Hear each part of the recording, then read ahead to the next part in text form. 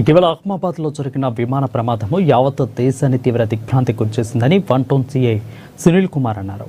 విమాన ప్రమాద ఘటనలో ప్రాణాలు విడిచిన వారికి సనాతన హిందూ ఉత్సవ సమితి ఆధ్వర్యంలో ఆదివారం నివాళులర్పించారు. పట్టణంలోని మున్సిపల్ కార్యాలయం ఎదుట గల పార్కులో అమరవీరుల స్తూపం వద్ద పుష్పాంజలి ఘటించారు.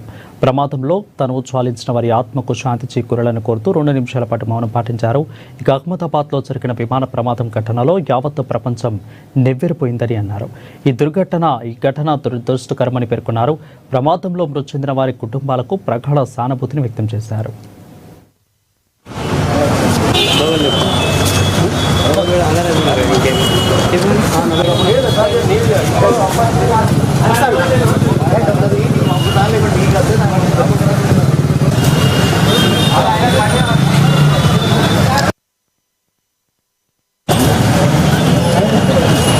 ఈరోజు సనాతన హిందూ ఉత్సవ సమితి తరపున మొన్న జరిగిన అహ్మదాబాద్లో విమాన సంఘటనలో చాలామంది దుర్మరణపరాయణలు దానికి శ్రద్ధాంజలి ఘటిస్తూ ఈరోజు వీళ్ళు ఈ కార్యక్రమం ఏర్పాటు చేయడం జరిగింది. ఈ ప్రమాదం దురదృష్టకరం.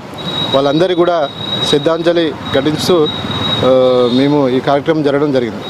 ఈరోజు సనాతన హిందూ ఉత్సవ సమితి తరపున మొన్న జరిగిన అహ్మదాబాద్లో విమాన సంఘటనలో చాలామంది దుర్మరణపరాయణలు దానికి శ్రద్ధాంజలి ఘటిస్తూ ఈరోజు వీళ్ళు ఈ కార్యక్రమం ఏర్పాటు చేయడం జరిగింది. ఈ ప్రమాదం దురదృష్టకరం.